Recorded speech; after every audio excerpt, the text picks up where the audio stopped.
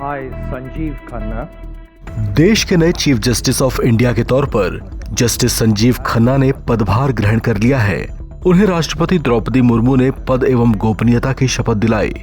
उन्होंने अब तक देश के सीजीआई रहे डीवाई चंद्रचूड़ की जगह ली है और सुप्रीम कोर्ट के 51वें चीफ जस्टिस के तौर पर जिम्मेदारी संभाली है। इस पद पर उनका कुल सेवाकाल 6 महीने से कुछ ज्यादा समय के लिए होगा। 65 वर्ष की आयु पूरी होने पर 13 मई 2025 को वे रिटायर हो जाएंगे, लेकिन इन कुछ महीनों में ही इनकी बेंच देश के कुछ सबसे चर्चित मामलों में फैसला सुना सकती है। इन्हीं में से एक मामला देश के प्रधानमंत्री नरेंद्र मोदी से भी जुड़ा हुआ है।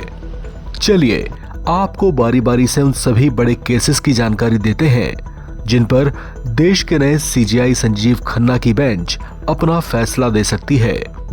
इन मामलों में बिहार में जाति जनगणना की वैधता, समलैंगिक विवाह के अधिकार को खारिज करने वाले आदेश की समीक्षा, मैरिटल मैटर, नागरिकता संशोधन अधिनियम, कई सालों से जेल में बंद राजनीतिक कैदियों के केस के साथ साथ पीएम मोदी से जुड़ी बीबीसी की डॉक्यूमेंट्री जैसे मामले भी शामिल हैं। जो मामला पीएम मोदी से जुड़ा है वो दरअसल बीबीसी की documentary series India the Modi question से जुड़ी हुई है, जो साल 2022 में गुजरात में हुए दंगों पर आधारित है। इसे जनवरी 2023 में पब्लिश किया गया था, लेकिन केंद्र सरकार ने इसकी स्क्रीनिंग पर रोक लगा दी थी।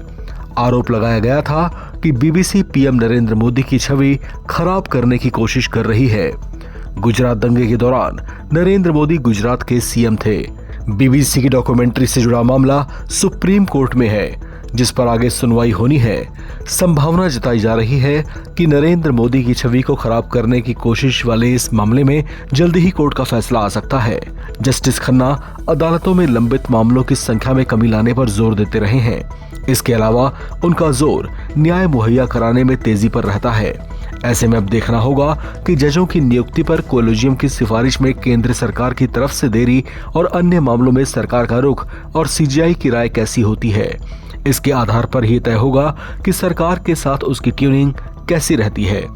सीजीआई संजीव खन्ना की छवि एक खुशमिजाज शख्सियत के तौर पर रही है, जो कोर्ट के बेहद तनावपूर्ण कामकाज के दौरान भी अपने आसपास का माहौल खुशनुमा बनाए रखने के लिए भी जाने जाते हैं।